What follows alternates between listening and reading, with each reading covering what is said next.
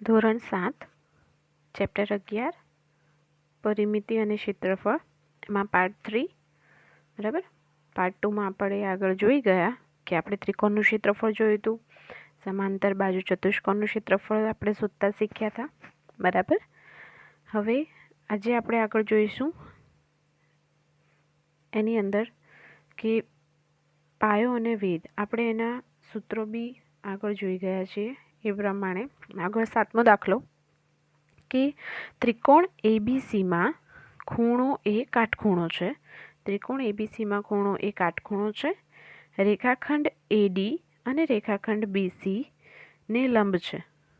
રેખાખંડ એડી એ રેખાખંડ બીસીને લંબ છે. જો એબી બરાબર 5 સેમી હોય અને બીસી બરાબર 13 સેમી હોય તો અને એસી બરાબર 12 સેમી હોય તો ત્રિકોણ એબીસીનું ક્ષેત્રફળ શોધો અને એડીની લંબાઈ પણ શોધો બરાબર. હવે જુઓ, આ પ્રમાણે અહીં આકૃતિ છે ત્રિકોણ એબીસી, જેમાં એ ખૂણો અહીંયા કાટખૂણો દર્શાવેલો છે અહીંયા આપણને, અને એવું કીધું છે કે એબી બરાબર 5 સેમી, બીસી બરાબર 13 સેમી, એટલે કે આ બી અને સી બરાબર, અને એ અને સી બરાબર 12 સેમી બરાબર. એ પ્રમાણે અહીંયા આપણે આકૃતિ જોઈ લીધી. હવે અહીંયા આપણને શું કીધું છે કે પહેલાં એનું ક્ષેત્રફળ શોધો. આ એ બી અને સી છે ને, એનું ક્ષેત્રફળ શોધવાનું છે, અને એની સાથે શું શોધવાનું છે? એ અને ડીની લંબાઈ, એટલે કે એ અને ડીની લંબાઈ, ઓકે, જે વેધ ગણવામાં આવશે એ આપણે જોઈએ. સૌપ્રથમ આપણે ત્રિકોણ એબીસીનું ક્ષેત્રફળ શોધીએ. તો કે કાટકોણ ત્રિકોણ એબીસીમાં પાયો એબી છે બરાબર. પાયો શું છે? એ અને બી, અને વેધ છે એ અને સી. ઓકે, પાયો છે એબી, રેખાખંડ એબી, અને વેધ છે રેખાખંડ એસી, જેમાં એ કાટખૂણો છે બરાબર. અહીંયા આપણને કહી દીધું છે એ કાટખૂણો છે રકમમાં. હવે ત્રિકોણ એબીસીનું ક્ષેત્રફળ શોધવાનું છે, માટે ત્રિકોણ એબીસીનું ક્ષેત્રફળ બરાબર 1/2 ગુણ્યા પાયો ગુણ્યા વેધ બરાબર. સૂત્ર મૂકીશું આપણે ક્ષેત્રફળનું 1/2 ગુણ્યા પાયો ગુણ્યા વેધ. ઓકે, હવે જુઓ, આમાં આપણે પાયો કયો લીધો છે? એ અને બી, એટલે કે એ અને બીના કેટલા છે? રેખાખંડના કેટલા સેમી છે? 5 સેમી. માટે એના 1/2 ગુણ્યા પાયો બરાબર 5 સેમી, અને વેધ શું છે? એ અને સી, એટલે કે એસી બરાબર કેટલા છે અહીંયા? 12 સેમી. તો અહીંયા કેટલા લખ્યા મેં? 12 સેમી બરાબર. હવે 1/2 ગુણ્યા 5 ગુણ્યા 12 બરાબર. 2 6 12 બરાબર. 6 5 30. તો અહીંયા શું જવાબ આવશે? 30 સેમી સ્ક્વેર. ક્ષેત્રફળ છે માટે અહીંયા સ્ક્વેર મૂકીશું. 30 સેમી સ્ક્વેર શું આવ્યું? ત્રિકોણ એબીસીનું ક્ષેત્રફળ આવ્યું. હવે આપણે શું શોધવાનું છે? એ અને ડીની લંબાઈ પણ શોધવાની છે. ઓકે, હવે અહીંયા જો એ અને ડીની લંબાઈ, જે અહીંયા આપણને શું જાણવા મળશે? અહીંયા વેધ. શું જાણવા મળશે? વેધ. જુઓ, હવે ત્રિકોણ એબીસીમાં બીસી પાયા ઉપર એડી વેધ છે, એટલે કે આ બીસી આપણે એને પાયો ગણીએ. ઓકે, અને જ્યાં એડી એ શું છે? વેધ છે. હવે ઓલરેડી આપણને ત્રિકોણનું ક્ષેત્રફળ મળી ગયું છે એબીસીનું 30 સેમી સ્ક્વેર. આનું આપણને ક્ષેત્રફળ મળી ગયું છે 30 સેમી સ્ક્વેર. હવે આપણે એડી શોધીશું. તો ત્રિકોણ એબીસીનું ક્ષેત્રફળ બરાબર 1/2 પાયો ગુણ્યા વેધ. હવે આમાં આપણે પાયો કયો લીધો? એ અને બી બરાબર. 13 સેમી હતા ને બી અને સી. પાયો શું લીધો? બીસી બરાબર. માટે ત્રિકોણનું ક્ષેત્રફળ એબીસી ત્રિકોણનું ક્ષેત્રફળ બરાબર 30 સેમી તો મૂકી જ દીધા આપણે બરાબર, કારણ કે આ ક્ષેત્રફળ આપણને મળી ગયું છે, માટે આપણે એની અમાઉન્ટ અહીંયા મૂકી છે 30 સેમી ઇઝ ઇક્વલ ટુ 1/2 ગુણ્યા પાયો આપણે કયો લીધો છે? બીસી બરાબર. રેખાખંડ બી અને સી, બીસી. ઓકે, તો એનું માપ કેટલું આપ્યું છે આપણને આ રકમમાં? 13 સેમી ગુણ્યા એડી આપણે શોધવાનો છે. ઓકે, માટે હવે અહીંયા આપણે શું કરીશું કે એડી બરાબર, હવે જુઓ, બરાબરની આ સાઈડ છે 2, શેમાં છે? ભાગાકારમાં છે. એ બાજુ જશે તો ગુણાકારમાં જશે. એક એ ગુણાકારમાં છે આ બાજુ, અને 13, 1 અને 13 બંને એડીની જોડે ગુણાકારમાં છે, જે બરાબરની આ બાજુ જશે તો ભાગાકારમાં આવશે નિયમ મુજબ, બરાબર. માટે એડી રેખાખંડ એડી બરાબર 30, બરાબર, ગુણ્યા 2 ભાગાકારમાં હતા તો ગુણાકારમાં આવે, માટે 30 ગુણ્યા 2 છેદમાં 13. 1 મૂકવો હોય તો તમે 1 ગુણ્યા 13 મૂકી શકો. ઓકે, માટે 30 દુ 60, તો એડી બરાબર 60 ના છેદમાં 13 સેમી, બરાબર. તો આપણો જવાબ શું આવે કે જવાબ ત્રિકોણ એબીસીનું ક્ષેત્રફળ 30 સેમી સ્ક્વેર તો આવ્યું, અને એડીની કેટલી આવી, કેટલા સેમી આવ્યું એડી રેખાખંડ, તો કે રેખાખંડ એડી શું આવ્યું,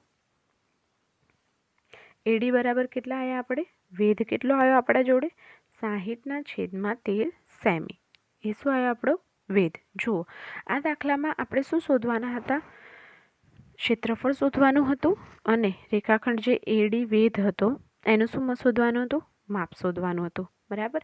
આમ જોવા જોઈએ તો આમાં 2 દાખલા આપણને કમ્બાઈન્ડ આપ્યા હતા.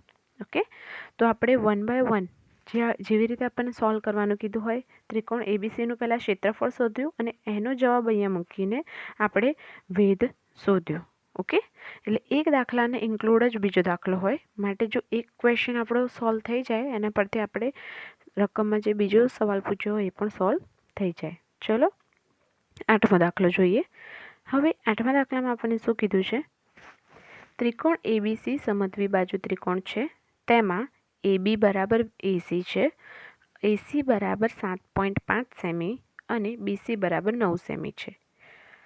હવે એમાં શું કીધું છે, જેમાં આપણને BC પરથી એમાંથી, શેમાંથી, એમાંથી, બરાબર, BC બરાબર 9 સેમી છે. હવે એમાંથી અહીંયા એ આવશે, એમાંથી શું કીધું છે, BC પરની ઊંચાઈ AD બરાબર 6 સેમી છે. ત્રિકોણ એબીસીનું ક્ષેત્રફળ શોધો અને સીમાંથી રેખાખંડ AB પરની ઊંચાઈ એટલે કે તે કેટલી હશે તે પણ શોધવાનું છે, એટલે કે E અને C અને E. ઓકે, બરાબર. ત્રિકોણ એબીસીનું ક્ષેત્રફળ શોધવાનું છે અને સીમાંથી રેખાખંડ AB પરની ઊંચાઈ એટલે કે CE શોધવાનું છે, બરાબર. આમાં આપણને બહુ બધા ક્વેશ્ચન પૂછે એવું આપણને લાગે, બરાબર. તો શાંતિથી પહેલાં જોઈએ તો કે ત્રિકોણ એબીસી જેમાં AB is equal to BC છે, AC છે, દેટ મીન્સ કે આનો પણ 7.5 સેમી અને આ પણ 7.5 સેમી. BC બરાબર કેટલા છે, 9 સેમી, એટલે કે B અને C બરાબર 9 સેમી અહીંયા લખ્યા. હવે એમાંથી BC પરની ઊંચાઈ, એમાંથી BC પરની ઊંચાઈ એટલે કે AD એ કેટલા છે, 6 સેમી, તો અહીંયા મેં લખી દીધા 6 સેમી. હવે આમાં શું કરવાનું છે, ત્રિકોણનું ક્ષેત્રફળ શોધવાનું છે. લાસ્ટ જે દાખલો હતો ને એવો જ છે, બટ થોડુંક એમાં ચેન્જ આપી દીધું છે. એમાં આપણને અહીંયાનું માપ આપી દીધું છે, ઓકે, અને આ માપ પણ આપણને આપી દીધું છે. હવે એમાં શું કીધું છે કે ત્રિકોણ એબીસીનું ક્ષેત્રફળ શોધવાનું છે અને સીમાંથી એટલે કે સીમાંથી રેખાખંડ AB પરની ઊંચાઈ એટલે કે CE, બરાબર. અહીંયાથી આપણે એક રેખાખંડ અહીંયા લઈ જઈએ તો CE, બરાબર, જે આપણે દોરવાનો છે આમાં. હવે આપણને શું કીધું છે કે CE, બરાબર, અહીંયા મેં દર્શાવ્યો છે C અને E, આ છે C અને અહીંયા E. ઓકે, CE અહીંયા એક કાટખૂણો રચાય છે ને એક કાટખૂણો અહીંયા રચાય છે.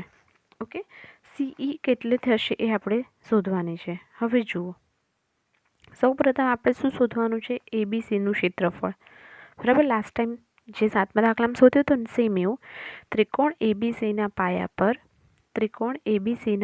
પર BC એટલે કે એબીસીનો જે પાયો છે, બરાબર, જેમાં પાયો બરાબર શું આપ્યા છે, B અને C. ઓકે, B અને C છે. હવે BC ઉપરનો વેધ કયો છે, AD, જે આપણને આપી દીધા છે એના માપ, બરાબર. BC બરાબર 9 અને AD બરાબર 6 સેમી. તો સૌપ્રથમ આપણે એનું ક્ષેત્રફળ શોધીશું. પાયો અને વેધનું આપણને રકમ ખબર છે. તો ત્રિકોણ એબીસીનું ક્ષેત્રફળ બરાબર 1/2 ગુણ્યા BC ગુણ્યા AD, 1/2 ગુણ્યા 9 એટલે કે BC બરાબર 9 સેમી, AD બરાબર 6 સેમી, બરાબર, અહીંયા આપેલું છે. હવે 2 તરી 6, બરાબર, એટલે કે 9 ગુણ્યા 3 બરાબર 27 સેમી સ્ક્વેર. બરાબર. શું જવાબ આવશે આપણો? 27 સેમી સ્ક્વેર. સેમ આગળના દાખલા જેવું છે. હવે શું કીધું છે? સીમાંથી જે આ એબી જે રેખાખંડ છે ને, બરાબર, એબી જે આપણું શું કહેવામાં આવે? પાયો. બરાબર, જે આપણો પાયો છે અને એના પરનો જે વેધ છે, દેટ મીન્સ કે સીઈ. બરાબર, એ આપણે શું કરવાનું છે? શોધવાનું છે. સીઈ શોધવાનું છે. બરાબર, લાસ્ટ દાખલાની સેમ એવો જ દાખલો છે. બરાબર, માટે ત્રિકોણ એબીસીના પાયા પર રેખાખંડ એબી ઉપર જે વેધ આપેલો છે રેખાખંડ સીઈ, જેમાં એબી બરાબર આપણને માપ આપી દીધું છે 7.5 સેમી એન્ડ ત્રિકોણનું ક્ષેત્રફળ નેક્સ્ટ આગળના દાખલાની જેમ આપણને મળી ગયું છે. તો ત્રિકોણનું ક્ષેત્રફળ બરાબર 27 સેમી સ્ક્વેર. માટે ત્રિકોણ એબીસીનું ક્ષેત્રફળ બરાબર 1/2. પાયો આપણો કેટલો છે? એબી અને વેધ છે સીઈ. બરાબર, માટે એ 1/2 ગુણ્યા એબી ગુણ્યા સીઈ. હવે 27 ઇઝ ઇક્વલ ટુ 1/2 ગુણ્યા 7.5 આપણો એબી છે, બરાબર, સેમી જે આપણને આપેલા છે, અને સીઈ સોરી, તો સીઈ અહીંયા મૂકી દીધા. હવે 2 અહીંયા ભાગાકારમાં છે તો આ બાજુ જશે તો ગુણાકારમાં, અને 1 ગુણ્યા 7.5 આ બાજુ ગુણાકારમાં છે, આ બાજુ જશે તો ભાગાકારમાં. એ પ્રમાણે મેં અહીંયા રકમ મૂકી. સીઈ બરાબર 27 ગુણ્યા 2 છેદમાં 7.5. ઓકે, માટે 27 દુ 54. બરાબર, મેં અહીંયા મૂક્યા છે. અને સીઈ બરાબર 54/7.5. તો એનો આપણે અહીંયા ભાગાકાર કરીએ તો જવાબ આવશે આપણો અહીંયા સીઈ બરાબર 7.2 સેમી. શું આવશે આપણો જવાબ? 7.2 સેમી. તો લાસ્ટમાં જવાબ લખવાનો કે ત્રિકોણ એબીસીનું ક્ષેત્રફળ બરાબર 27 સેમી સ્ક્વેર. અહીંયા સ્ક્વેર લખવાનો છે. Okay, 27 semi square. અને ઈસી બરાબર 7.5. રેખાખંડ ઈસી એટલે કે વેધ બરાબર સીઈ બરાબર 7.2 સેમી આવે. બંને દાખલા સેમ છે. બરાબર, સેમ ટુ સેમ એવા જ દાખલા છે. જસ્ટ આપણને આમાં પહેલાંનું માપ આપ્યું છે તો વેધનું માપ આપ્યું હતું, એમાં પાયાનું માપ નહોતું આપ્યું. બરાબર, એ પ્રમાણે થોડાક ડિફરન્ટ કરીને તમને દાખલા પૂછી શકે. બરાબર, તો આપણને આવડવા જોઈએ. ચલો, હવે અહીંયા આપણે શું શોધ્યું? ક્ષેત્રફળ. બરાબર, ક્ષેત્રફળ શોધ્યું અને રેખાખંડનું માપ ના આપ્યું હોય તો આપણને રેખાખંડનું માપ, ત્રિકોણ, ચતુષ્કોણ, બરાબર, એના ક્ષેત્રફળો શોધતા આપણે શીખ્યા. હવે આપણે આગળ નવા સ્ટેપ પર જઈશું. 11.3. બરાબર, સ્વાધ્યાય 11.3, જેમાં પહેલો દાખલો આપણને આપ્યો છે કે નીચેના વર્તુળની ત્રિજ્યા આપેલી છે. નીચે આપેલ જે દાખલા આવશે એમાં વર્તુળની ત્રિજ્યા આપેલી છે, પણ તેનો પરિઘ શોધવાનો છે. હવે આપણને ત્રિજ્યા આપેલી છે અને પરિઘ શોધવાનો છે, અને કૌંસમાં કહી દીધું છે પાઈ બરાબર તમારે રકમ મૂકવાની છે 22/7. પાઈની રકમ બરાબર લેવાની છે. ઓલરેડી તમને અહીંયા આપી દીધું છે કે 22/7 લેવાની છે. બરાબર, પહેલો દાખલો છે 14 સેમી. વર્તુળની ત્રિજ્યા બરાબર 14 સેમી. ઓકે, આપણને ખબર છે ત્રિજ્યા અને વ્યાસ આપણે વિશે શીખી ગયા છીએ. બરાબર, ત્રિજ્યા અને વ્યાસ. તો વર્તુળની ત્રિજ્યા બરાબર એટલે કે આર, વ્યાસ એટલે કે ડી, એ આપણને ખબર છે. ત્રિજ્યા એટલે કે આપણે હાફ લઈએ અને વ્યાસ એટલે કે આખા વર્તુળની કેન્દ્રથી લઈને એક બાજુ તરફ ત્રિજ્યા, અને આખા કેન્દ્રને આપણે આવરી લઈએ એટલે કે રેખાખંડ. આપણને આગળના ચેપ્ટરમાં ત્રિજ્યા, વ્યાસ, વર્તુળની ચાપ, બરાબર, એ બધું આપણે જોઈ ગયા છીએ. એવો દાખલો પણ આપણે કર્યો હતો. બરાબર, માટે હવે ચલો આમાં ધ્યાન આપીએ તો કે વર્તુળની ત્રિજ્યા બરાબર આર બરાબર 14 સેમી આપણને ઓલરેડી આપી દીધા છે. આપણે એનો પરિઘ શોધવાનો છે. તો વર્તુળના પરિઘનું સૂત્ર અહીંયા આવશે કે વર્તુળનો પરિઘ બરાબર 2πr. શું આવશે જવાબ? સૂત્ર શું આવશે? વર્તુળનો પરિઘ બરાબર 2πr. આપણને જો સૂત્ર મોઢે નહીં હોય તો આપણે દાખલા ના કરી શકીએ. ક્ષેત્રફળ, સમાંતર બાજુ ચતુષ્કોણ, બરાબર. હવે આ બધાના આપણે સૂત્ર આપણને મોઢે હોવા જોઈએ, માટે સૂત્ર જરૂરથી કરવાના. ઓકે, ચલો, વર્તુળનો પરિઘ બરાબર 2πr. 2 એટલે કે 2 એમના એમ. પાઈ ઇઝ ઇક્વલ ટુ આપણને કેટલી રકમ કીધી છે આ લોકોએ? 22/7. તો ગુણ્યા પાઈ બરાબર 22/7 અને આર એટલે કે ત્રિજ્યા બરાબર આપણને આપી દીધા છે 14, તો અહીંયા મૂકી દીધા 14, બરાબર.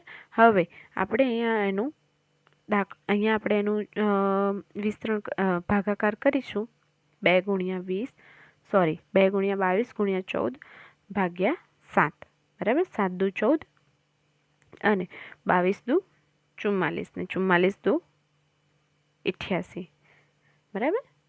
હવે જુઓ અહીંયા એક વસ્તુનું ધ્યાન આપવાનું કે આપણને સૂત્ર બી આવડે છે, આપણે પાઈ બરાબર રકમ પણ બરાબર મૂકી, પણ અહીંયા આપણને ભાગાકાર કરવા ગુણાકાર કરવામાં પ્રોબ્લેમ થઈ ગઈ તો પણ આપણો જવાબ ખોટો આવી શકે, બરાબર. માટે અહીંયા થોડુંક ધ્યાન રાખવાનું ભાગાકાર અને ગુણાકાર કરવામાં.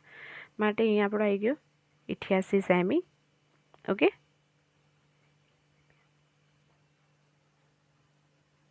હવે આગળનો દાખલો જોઈએ એ પ્રમાણે.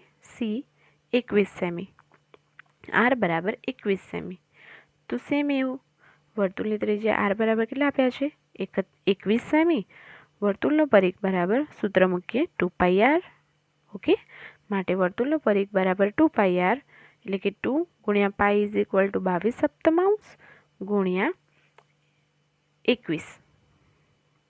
હવે બરાબર 7 દુ 7 તરી 21 માટે 22 ગુણ્યા 2 ગુણ્યા 3 કરીશું તો અહીંયા આપણો જવાબ આવશે 132 સેમી. પરિઘ શોધીએ છીએ માટે પાછળ એકમ, અહીંયા જે એકમ આપણને આપ્યો હોય એ જવાબમાં એકમ લખવું જરૂરી છે, નહીં તો આને આપણે માર્ક્સ કપાઈ શકે, બરાબર. અને દાખલો પણ ખોટો પડી શકે ઘણી વખત. માટે જો અહીંયા લખ્યું છે એકમ, એ જવાબમાં આપણે અહીંયા એકમ લખવાના. માટે છેલ્લે આપણો જવાબ આવશે 132 સેમી પરિઘ. આ દાખલામાં આપણને ત્રિજ્યા આપેલી હતી અને એના પરથી આપણે પરિઘ શોધ્યો સૂત્ર મુજબ. ઓકે. આમાં શું ઇમ્પોર્ટન્ટ છે? સૂત્ર અને એક તમે જે ભાગાકાર ગુણાકાર કરો છો એ, અને થર્ડ પોઈન્ટ લાસ્ટ કે જવાબ લખતી વખતે એનો એકમ પણ જરૂરથી લખવાનો રહેશે.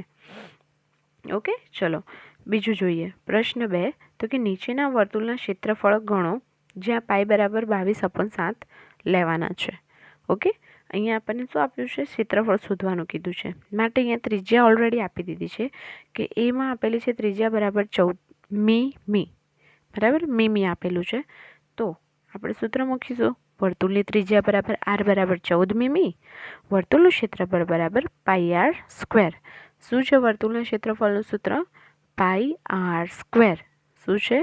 પાઈ આર સ્ક્વેર. પાઈ બરાબર 22/7, બરાબર. 22/7 લખી દીધા અને આર બરાબર 14 મી છે. માટે અહીંયા સ્ક્વેર છે તો મારે આપણે શું કરીશું? 14નો સ્ક્વેર કરીશું. તો હું એને આવી રીતે લખી શકું 22/7 ગુણ્યા 14 ગુણ્યા 14, કારણ કે સ્ક્વેર છે માટે આપણે 2 વખત 14ને ગુણી શકીએ. ઓકે. ઓકે. ચલો 7 દુ 14, અહીંયા એકવાર તો ભાગ ઉડી જ ગયા, બરાબર. હવે જુઓ અહીંયા આગળ 14 દુ 28. ઓકે. હવે શું કરશું? 28 ગુણ્યા 22 એટલે કે 616 મીમી સ્ક્વેર. ક્ષેત્રફળ ગણવાનું કીધું છે. દેટ મીન્સ કે આપણે 616 મીમીમાં ક્વેશ્ચન આપ્યો છે તો જવાબ આવશે 616 મીમી સ્ક્વેર. ઓકે. એવી જ રીતે બીજું, તો બીમાં આપણને શું આપેલું છે? વ્યાસ આપેલો છે. વ્યાસ દેટ મીન્સ કે ડી. ઓકે. ત્રિજ્યા બરાબર આર અને વ્યાસ એટલે કે ડી. હવે આપણે એમાં શું કરીશું? એનું એ જ. કઈ રીતે? કે વ્યાસ પરથી જો આપણે ત્રિજ્યા શોધવી હોય તો કઈ રીતે શોધીએ? તમને પહેલાં એ આવડવું જોઈએ. માટે અહીંયા આપણે સ્ટેપ કરીશું વધારાનું. કઈ રીતે? કે વર્તુળનો વ્યાસ ડી બરાબર 49 મીમી, બરાબર, 49 મીટર, બરાબર, મીટર આપેલું છે. માટે વર્તુળની ત્રિજ્યા બરાબર આર બરાબર વ્યાસ છેદમાં 2. શું આવશે? વર્તુળની ત્રિજ્યા બરાબર વ્યાસના છેદમાં 2, બરાબર. આ એનું સૂત્ર છે. જો ક્યારેક તમને એવું આપે કે આપણે ક્ષેત્રફળ શોધવાનું છે જેમાં આપણે આરનો જ ઉપયોગ કરીએ છીએ, પરંતુ જેમાં ડી આપેલો હોય, આર ના આપેલો હોય, તો તમે આવી રીતે શોધી શકો ત્રિજ્યા બરાબર વ્યાસ છેદમાં ડી, બરાબર. ને જો અથવા ત્રિજ્યા આપેલી હોય અને વ્યાસ ના આપેલો હોય તો શું કરીશું? વ્યાસ બરાબર ત્રિજ્યા ગુણ્યા એટલે કે આર ગુણ્યા 2, એમાં ગુણાકાર કરવાનો. ઓકે. સિમ્પલ. ચલો, વ્યાસ બરાબર 49/2 મીટર. Okay, simple. આપણું મળી ગયું આપણને ત્રિજ્યા, આર મળી ગયો. હવે વર્તુળનું ક્ષેત્રફળ બરાબર પાઈ આર સ્ક્વેર. પાઈ બરાબર 22/7 અહીંયા આપણને કીધું જ છે. અને વ્યાસ આપણને ત્રિજ્યા, વ્યાસ પરથી જે ત્રિજ્યા શોધી આપણી કઈ 49/2 એનો સ્ક્વેર અહીંયા મેં મૂકી દીધો. 49/2 નો સ્ક્વેર. હવે 22/7 ગુણ્યા 49 ગુણ્યા 2 ગુણ્યા 49/2. આપણે અહીંયા 2 વખત લખવાના, કારણ કે અહીંયા સ્ક્વેર છે. હવે આપણે એના છેદ ઉડાડીશું તો જવાબ આવશે 154 ગુણ્યા 49/4. શું આવશે આપણો જવાબ?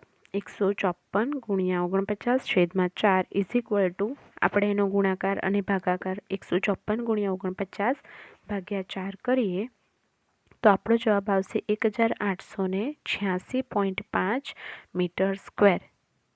શું આવશે આપણો જવાબ? 1886.5 મીટર સ્ક્વેર, કારણ કે ક્ષેત્રફળ શોધવાનું કીધું છે. એક વસ્તુ હંમેશા યાદ રાખવાની કે ગુણાકારમાં કોઈ ભૂલ ના થાય એટલે આપણે ડબલ ક્રોસ એકવાર ચેક કરી લેવાનું. બરાબર, અહીંયા પોઈન્ટમાં જવાબ આવતો હોય તો પોઈન્ટ અહીંયા બતાવી દેવાનો. અને મીટર સ્ક્વેર ક્ષેત્રફળ છે એટલે ડન. ઓકે, ચલો.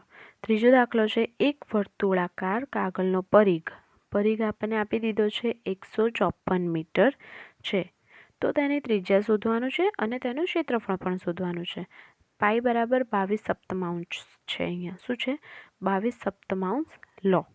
ઓકે, ચલો જોઈ લઈએ. પહેલાં હંમેશા મેં તમને આગળના ઘણા ચેપ્ટર અને દાખલાઓમાં પણ કીધું છે, હંમેશા આપણે દાખલામાં જે રકમ એટલે કે જે વિગત આપેલી હોય એ આપણે સૌપ્રથમ એ દાખલાને સોલ્વ કરવા માટે આપણે અહીંયા દર્શાવી દઈએ છીએ. તો મેં અહીંયા સોલ્વ કરવા માટે અહીંયા દર્શાવી દીધી વિગત. કઈ? પરિઘ બરાબર 154 મીટર અને ત્રિજ્યા આર બરાબર કેટલા? બરાબર, માટે ક્ષેત્રફળ શોધીશું પહેલાં તો. બરાબર, અહીંયા આપણને શું કીધું છે? તેની ત્રિજ્યા અને તેનું ક્ષેત્રફળ શોધવાનું. હવે તેની ત્રિજ્યા તો પહેલાં મળવી જોઈએ. ત્રિજ્યા ના મળે તો ક્ષેત્રફળ કઈ રીતે આવશે? બરાબર, જેમાં આરની જરૂર પડશે ક્ષેત્રફળમાં. તો સૌપ્રથમ આપણે એની શું શોધીશું? ત્રિજ્યા, એટલે કે આર શોધીશું. માટે એમાં શું આવશે? વર્તુળનો પરિઘ. જુઓ, ક્વેશ્ચનમાં આપણને વર્તુળનો પરિઘ ઓલરેડી આપી દીધો છે. માટે મેં અહીંયા વિગતમાં પહેલાં મૂકી દીધું કે પરિઘ બરાબર 154 મીટર અને ત્રિજ્યા આર બરાબર શોધવાના છે. એટલે પરિઘ આપણે મૂકીશું તો ઓટોમેટિક આપણને ત્રિજ્યા એટલે કે આર મળી જશે. કારણ કે વર્તુળનું પરિઘ બરાબર 2πr, જેમાં વર્તુળનું પરિઘ આપણને ઓલરેડી આપી દીધો છે 154 મીટર. 2 ગુણ્યા પાઈ બરાબર 22/7 લેવાના છે, ગુણ્યા 22/7 ગુણ્યા આર. ડન. સૂત્ર મુજબ આપણે અહીંયા રકમ મૂકી દીધી. પરિઘ 154 ઇઝ ઇક્વલ ટુ 2 ગુણ્યા 22/7 ગુણ્યા આર. હવે એ જ રીતે 22 આ બાજુ જશે, 22 ગુણ્યા 2 આ બાજુ જશે તો ભાગાકારમાં આવી જશે, અને 7 ભાગાકારમાં છે જે આ બાજુ જશે તો ગુણાકારમાં આવી જશે. માટે આર બરાબર 154 ગુણ્યા 7, અહીંયા ભાગાકારમાં હતા ને એટલે આ બાજુ જાય તો ગુણાકારમાં આવી જાય છે. ઓકે, 154 ગુણ્યા 7 છેદમાં 2 ગુણ્યા 22. ભાગાકાર કરીએ તો એનો અને ગુણાકાર કરીએ તો આર બરાબર 49/2 મીટર. આનો ભાગાકાર એટલે કે 49/2 કરીએ તો આર બરાબર 24.5 મીટર આવશે. શું આવશે? આર એટલે કે ત્રિજ્યા શું મળી આપણને? એની 24.5 મીટર. હજી તો આપણને એની શું મળી છે? ત્રિજ્યા જ મળી છે. આપણે એના પરિઘના સૂત્ર પરથી હજી આપણે એની ત્રિજ્યા જ શોધી છે. હજી આપણે શું શોધવાનું છે? એનું ક્ષેત્રફળ શોધવાનું છે. બરાબર, હવે આપણને આર મળી ગયો તો ક્ષેત્રફળનું સૂત્ર પણ આપણને આવડે છે કે વર્તુળનું ક્ષેત્રફળ બરાબર પાઈ આર સ્ક્વેર. ઓકે, પાઈ બરાબર આવશે 22/7. અહીંયા આપણને કીધું છે કે પાઈની સંખ્યા બરાબર 22/7 લેવાના છે. અને આર કેટલા આપ્યા છે આપણને? 24.5 ના મૂકવા હોય તો આપણે અહીંયા મૂકી શકીએ 49/2. ઓકે, તો 22/7 49/2 એ સ્ક્વેર છે. માટે હું અહીંયા 2 વખત એને લખી શકું, 49/2 અને 49/2. ઓકે, અહીંયા છેદ ઉડાડતા જવાબ શું આવશે? અહીંયા શું આવશે? 7 × 7 49 અહીંયા ઉડી ગયા અને 11 × 22 ઉડી ગયા. માટે અહીંયા આપણો છેલ્લે આવ્યું 11 × 7 × 49 ભાગ્યા 2. હવે અહીંયા 11 × 7 × 49 કરીએ તો એનો જવાબ શું આવે? 3773. બરાબર? 3773 ભાગ્યા 2. હવે જુઓ, આનો આપણે ભાગાકાર કરીએ તો જવાબ શું આવશે? 1886.5 મીટર. શું જવાબ આવશે? 1886.5 મીટર. આપણને ત્રિજ્યા પણ મળી ગઈ અને એનું ક્ષેત્રફળ પણ મળી ગયું. ઓકે, બરાબર. આપણે આગળના જે 11 આગળનું જે જોયું હતું ને 11.2 એમાં આપણને દાખલા એવા જ આપ્યા હતા, ખબર છે? આપણને વેધ ના આપ્યો હોય અને એનું ક્ષેત્રફળ શોધવાનું કીધું હોય તો આપણે સૌપ્રથમ એનું ક્ષેત્રફળ શોધતા હતા. ક્ષેત્રફળનું સૂત્ર ફરીથી એ બીજા ત્રિકોણના વેધમાં આપણે ઉપયોગ એનો કરતા હતા, યાદ છે? બસ સેમ કે આમાં 2 દાખલા કમ્બાઈન્ડ આપ્યા હોય પણ આપણે ત્રિજ્યા શોધી લઈએ તો એના ઉપરથી આપણે એને ક્ષેત્રફળ શોધી શકીએ. ઓકે, હવે જુઓ, આપણે આ ભાગમાં શું શીખ્યા? ત્રિકોણનું ક્ષેત્રફળ, બરાબર, તેની ત્રિજ્યા શોધતા શીખ્યા. વર્તુળનું ક્ષેત્રફળ અને એની ત્રિજ્યા, પાયો, વેધ, બરાબર. જો તમને વેધ ના આપ્યો હોય તો તમે પાયો કઈ રીતે લઈ શકો, બરાબર. પછી આપણે એનો પરિઘનું સૂત્ર જોયું, વર્તુળના પરિઘનું સૂત્ર જોયું અને એક શું જોયું? વર્તુળનું ક્ષેત્રફળ શોધતા પણ શીખ્યા, જેમાં આપણને પાઈની રકમ આપી દીધેલી હોય. ઓકે.